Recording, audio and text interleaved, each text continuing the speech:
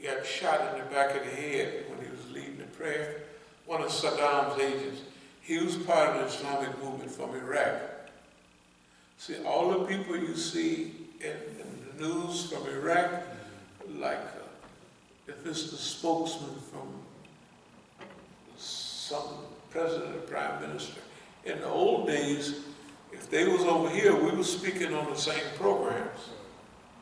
So the movement from Iraq, this guy, yeah, because he was telling me, he said, yeah, I was leading the prayers, and all of a sudden, I just went down and I turned over, he said, and I started reciting Al-Fatiha, you know. He was doing this more or less automatic, but he was shot in the head leading the prayer, but he didn't die. And so that's how serious it was at that time to be against Saddam, because he sent agents all over the world to trace down people, and the Saudis did too. See, you notice like sometime they'll mention Big Sheikh so-and-so, like the big security guy now that's been blowing the whistle on Saudi Arabia. You notice they mention they have his son and daughter. Right. That's the policy. Right. Right. If you would remember, do you remember some Arabs used to be going, some Saudis that would be going back to Arabia and they would leave like stoves and all their property over there? I remember you talking about it, but I don't remember. Okay, but they would all that stuff that we would have, they would be leaving and going back. They did a newsletter called The Monitor. They were Shias from Saudi Arabia. We are just really super friends. A few of them came here every now and then, but eventually Saudi Arabia conned them and said, if you come back, if you do this, we're gonna improve. Anyway, so right there, 211 is the airport, missed early flight, San Francisco to Kansas City, Manhattan, Kansas, global impact of Islam. This is K-State Union, yeah, that means. And remember, it has right here, Hajj Masood. It was a good program, and I'm looking for something else I had wrote down here. Maybe I didn't copy it. What makes a good program? This program,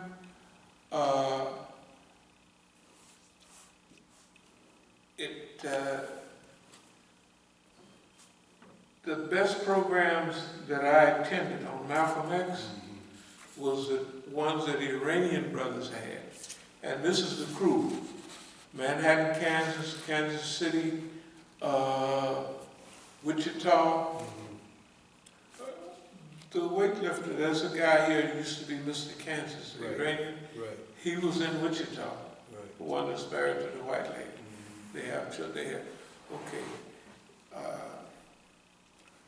A good program, this is the and then we have Lawrence, Kansas City. A good program is a program where the vibe is good, we get good information out, and at this program, in fact, this is the program where I decided not to, you know, when you first become a Muslim, you're kind of strict. So the sisters come up, brother, that was a good program. So this is the last program, in fact, that I just accepted the hug. You know, because I used to stiffen up, and in the beginning, I would actually push him off. And then the sisters would say, you know, they would be like, oh, what's wrong with you? Right. And then you can't do nothing about it. If you say, like I did up in Michigan, no, sister, this is out of respect, and da-da-da-da-da, and, you know, they say, hey, man, I ain't going for that. You insult them, that's basically what it is. This last one, I'm looking for the trip that we made. and I had, the wire was clipped on one of the cars. I guess it don't say that on, does it say that on any of those over there? Let me see. Gun pull, da da da da da. Fuel fill, da da da da da da. Yeah, here it is. Right here. On 2387. That being the wire clipped, was clipped on the Fiat. Well, just so you can't go anywhere. You'll notice that I left going somewhere in the Vega and I turned around and rented a car. Okay, that's two around the same time. What I'm saying that is so that everybody will understand. When I'm talking about the little stuff around here, this stuff has been going on since before then, because this is way late in the game. This is 87 and 86. Okay, but you can see the pace of activity. Okay, okay, now, wait just a minute now. See the pace of that activity, then when we come here, like that's 89. And it's a modest pace of act because we're raising funds, we're getting all that stuff together, you know. And so, but then, just like over there, you can remember the pace of activity. You know, the pace of activity, boom, boom, boom, with books going down here, going over there, all the time. It was always, so the pace of activity was very serious. Then when we moved over here, right, let's say that's 96, we might have bought the place, and 98, by 98, well, 97. By 98, we're in here, you know, okay. But so by 98, we're in here. Okay, then by 99, 2001, we're having all of those programs. Remember, we're going downtown this day, that day. We're working, you know, it's a hot pace. And we start our newsletter, say in 95. I think we started in 95 at As-Sabiqun. And all of that writing really is classical writing. I mean, when you read it is classical writing. It deals with that environment. And it is quality, well, it seems like. That's quality writing, it ain't no doubt about it. Okay. Now, we dealt with the period where there's a slowdown. On all of these periods, there's a slowdown period. Okay, we're just coming out of a slowdown period. So, when you mentioned priorities the other day, I wanted you to get a picture of where we are now.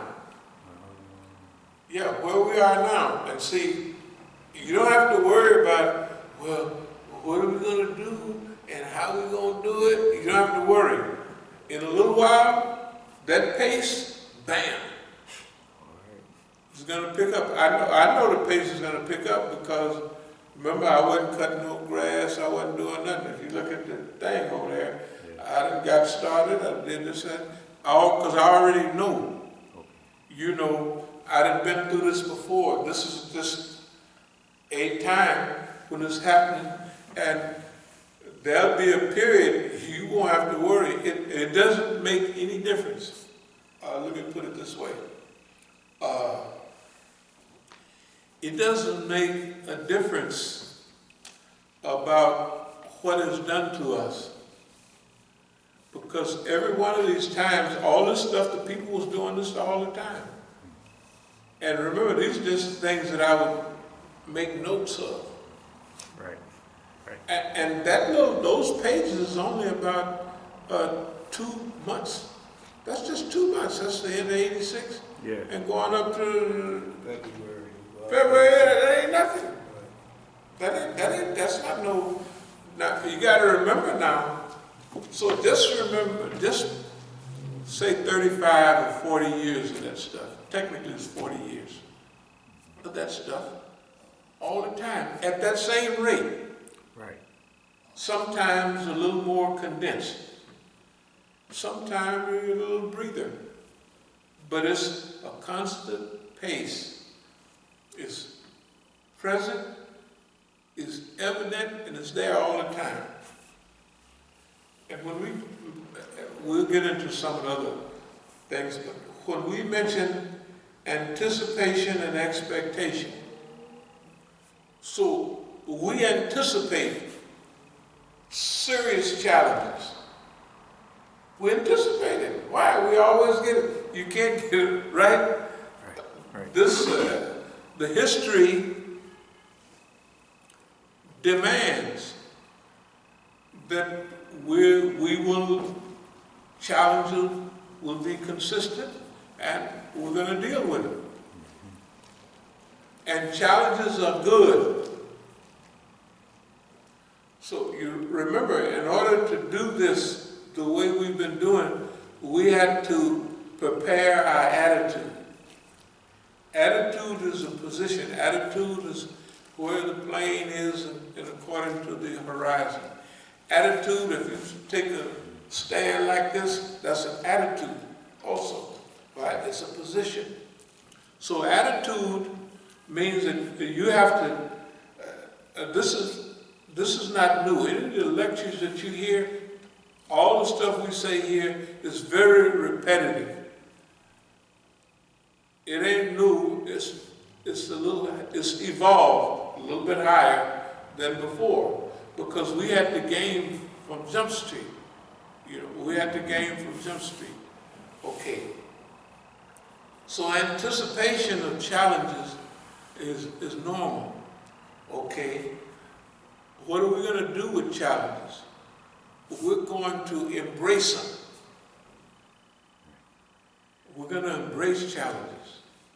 Hey, man, we're just getting some challenges today. Might as well, you're going to get them anyway. If you have another attitude, you're going to get tired and you're going to quit. You're going to have a blackout or a brownout. Blackout is when all the lights go out, you go home and you retire. Finished. Brownouts is when, the lights don't blow out, but they, you see the little brownout. Remember they used to have, years ago, they used to have brownouts on the East Coast. I don't know if you remember. That was a while ago, back in the 70s and stuff. So that might have. Right. Brownouts is when the lights, the transform, whatever they have, they're getting overloaded. And you see the lights go on, flicker on and off. And that's called a brownout. That happens in movement also. People don't quit, but they have a little period where they, okay, we don't have those. Because everything we've been doing it naturally. According to our,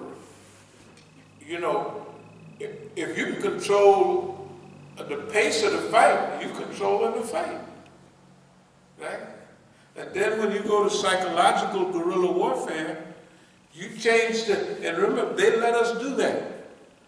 We're going to change it to psychological war. We're going to wear this nigga out, because we're going to do all this and all that. They don't know they've been doing it. They done forgot. We want it to be psychological warfare because we know where we've adjusted to. We know we're happy with psychological, because psychological is, if we scare you and you already know I'm behind the bush, you can't scare nobody, right?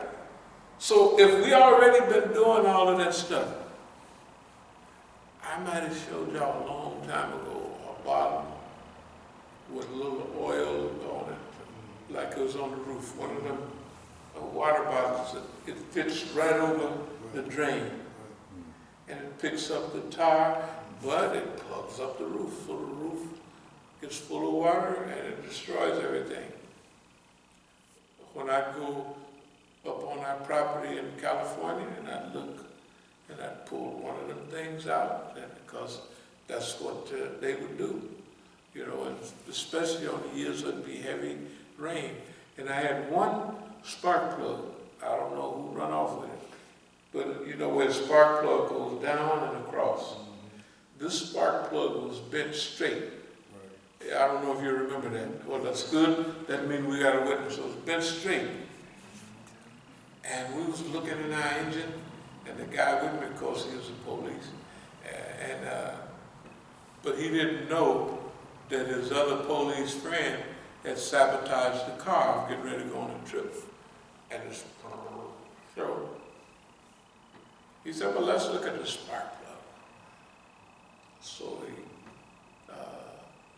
one of them he pulled out, had a little oil on it, but it was straight like that. That means it wasn't, you know, where you got a gap, in the old days, you had a little thing to gap the spark plugs just the right, you know.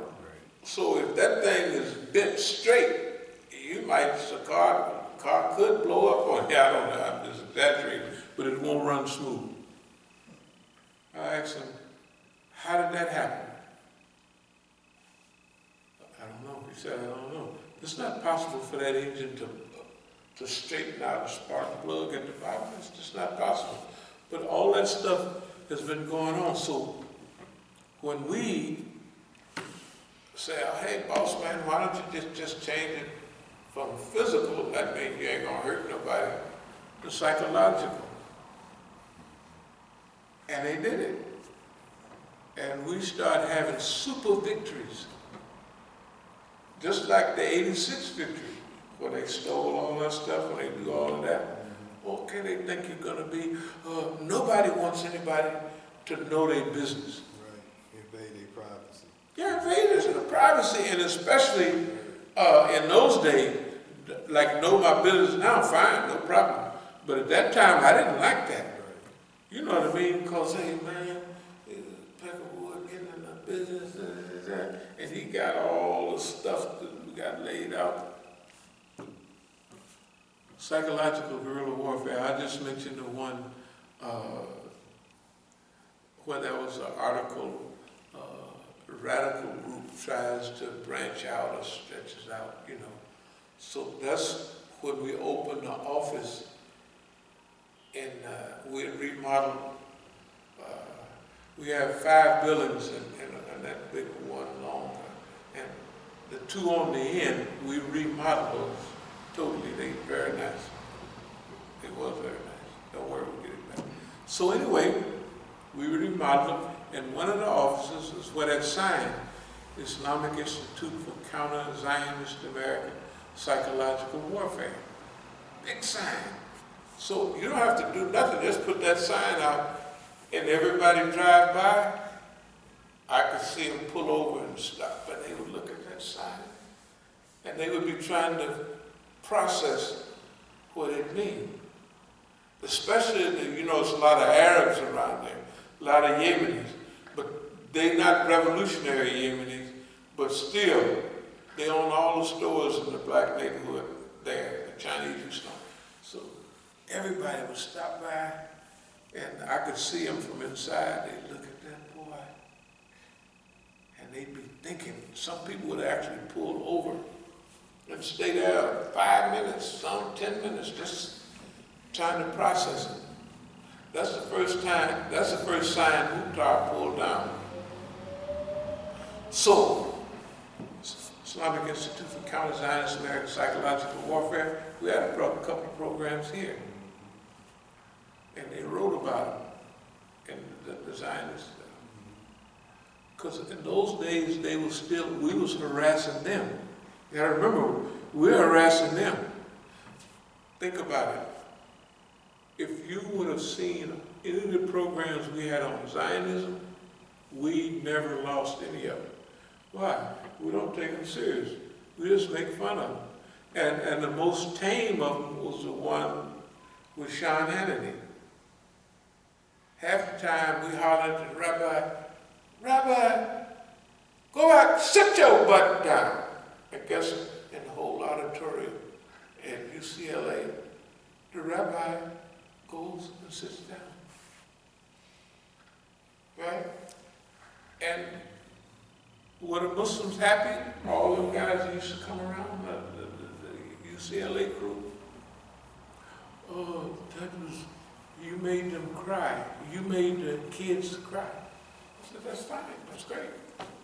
The students, they were so embarrassed by how the rabbi and the way I was treating them.